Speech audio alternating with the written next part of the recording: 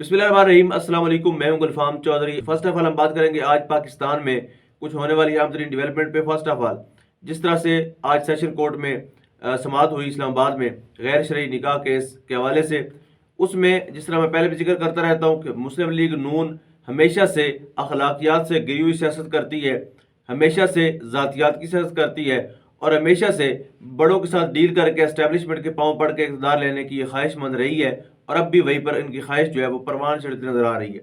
इमरान खान साहब पर केसेस इस वक्त 218 मुकदमात हैं जो चल रहे हैं, लेकिन अगर हम ओवरऑल बात करें तो सबसे एक जो गलीज तरीन इल्ज़ामात है, जो गलीज तरीन केस है, वो है गैर शरई निकाह। और शरीयत ने ये बीवी को हक दिया है, बीवी बता सकती है कि मैंने इद्दत पूरी कर ली है या नहीं की, औरत बताती है और बेहतर बता सकती है।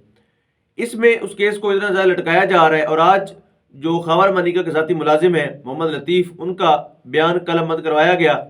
यानी आप अंदाज़ा लगाएं कि कोई भी इंसान इंसानियत से कैसे गिर सकता है और इतना ज़्यादा कैसे गिर सकता है कि किसी की ज़ातियात पर इस हद तक वो चला जाता है कि एक घर का मुलाजिम वो अदालत में ले आए और वो आकर बताया कि इनके नाजायज़ ताल्लुकात थे और मैंने इनको देखा और अपने जो मालिक था उसको भी बताया।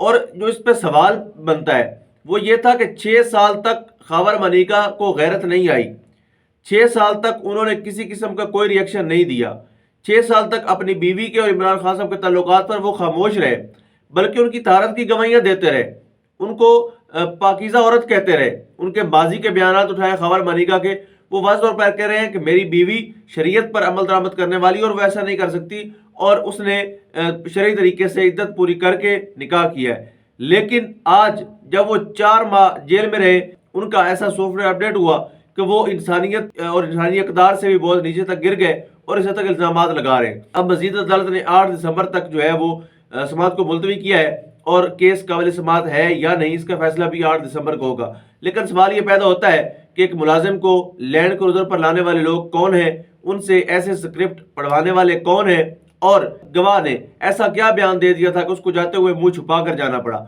ये सारे वो सवालात हैं जो हमेशा खबर मनिका समेत स्क्रिप्ट राइटर्स और उनसे बयान दिलवाने वालों का पीछा करेंगे, उनका पीछा कभी नहीं छोड़ेंगे। और सियासत को सियासी रुख में करना चाहिए, इंसानी इक़्तिदार, अखलाकियात और इंसान की जो ज़ाती चीज़ें होती हैं उस पर नहीं जाना चाहिए।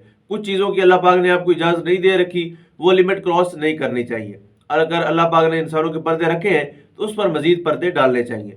आप समझ जाएं कि कल भी चेयरमैन पीटीआई ने कहा, जब उनको बताया गया कि आपके खिलाफ इस लेवल के इल्ज़ाम लगाए जा रहे हैं, उन्होंने कहा कि मैं कुरान पाक पर हाथ रख के गवाही देने को तैयार हूं कि निकाह से पहले मैंने बुशरा बेगम का मुंह तक नहीं देखा था, उनका चेहरा भी नहीं देखा था और मैं इस चीज़ की गवाही कुरान पाक पर हाथ रख के देने को तैयार हूं। अगर कोई शख्स साहिब ईमान मुसलमान यहाँ तक कह देता है तो इसके बाद कोई इस तरह गवाह पेश करने का जवाज नहीं बनता। लेकिन इमरान खान हमेशा ये कहता है कि मेरे दुश्मन बहुत नीचे हैं, घटिया हैं और गिरे हुए लोग हैं, और वो साबित कर रहे हैं कि वो वाकई बहुत गिरे हुए हैं और इन चीज़ों से इमरान खान पर कोई फर्क नहीं पड़ेगा। अल्लाह पाक ने इज्जत देनी होती है।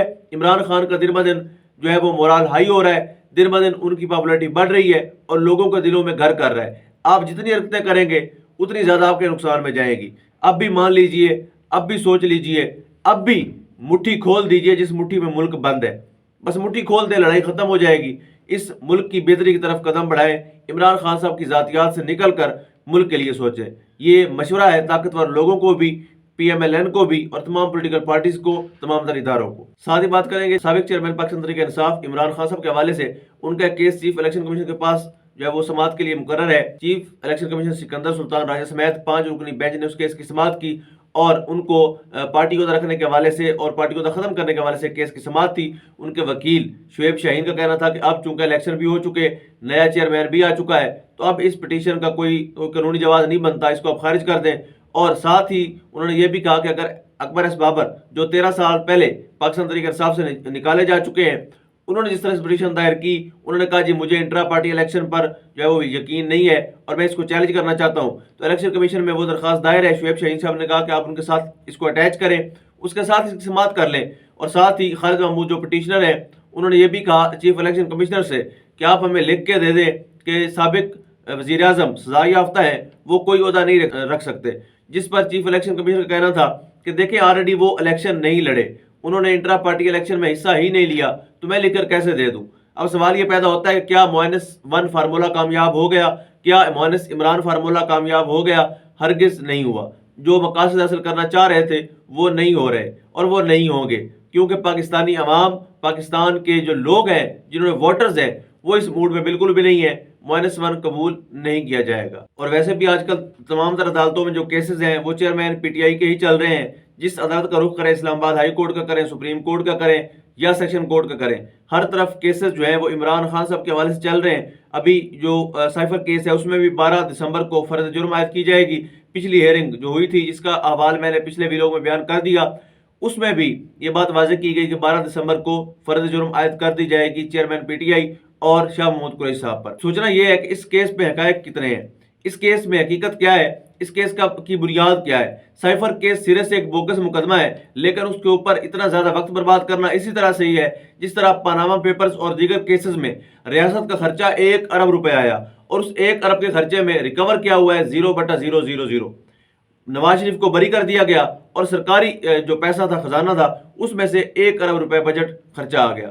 تو یہ حال ہے اداروں کا کہ خرچے آتے ہیں لیکن کسی قسم کی جو چیزوں کی ریکوری ہے وہ نہیں ہو پاتی۔ آخر میں بات کریں گے، اس سسٹم کے دو لاڈلوں کی آپس کی لڑائی ہے۔ نواز شریف صاحب کو جس طرح سے اسٹیبلشمنٹ نے گود لیا، ان کو اقتدار دینے کا وعدہ کیا، ان کو دوبارہ سے نواز شریف صاحب کو لانچ کیا، یونائیٹڈ پاکستان پر جلسہ کروایا، لیکن عوام نہیں مان رہی۔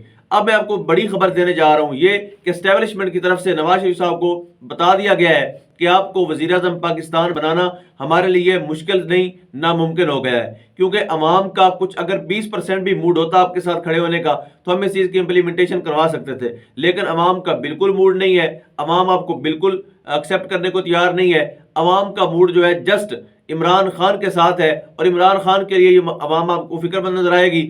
جہاں بھی سروے ہوئے ہیں، نون لیگ کو سرے سے دفن ہو گئی ہے، ان کو کوئی ووٹ دینے کو تیار نہیں ہے، ان کا کوئی بھی بیانیہ بکنے کو تیار نہیں ہے۔ اب زرداری صاحب نے تانا دیا ہے نواز شریف صاحب کو کہ پہلے عمران خان سسٹم کا لاڈلا تھا، اب نواز شریف کو بنا دیا گیا ہے۔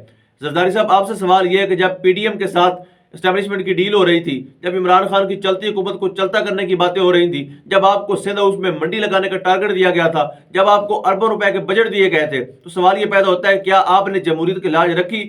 پاکستان پیپلز پارٹی جو اپنے آپ کو جمہوریت کا چیمپئن کہتی تھی، کیا اس نے جمہوری اقدار کا پاس رکھا؟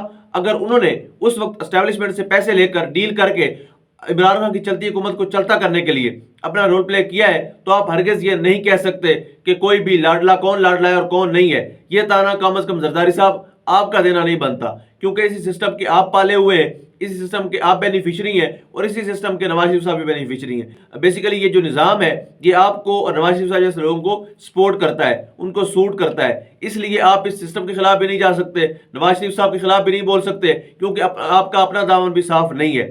بہرحال اللہ پاک وطن عزیز کو ان بھیڑیوں سے، ان مفادات سے جڑے لوگوں سے محفوظ رکھے۔ اللہ پاک وطن عزیز کا حامی و ناصر ہو۔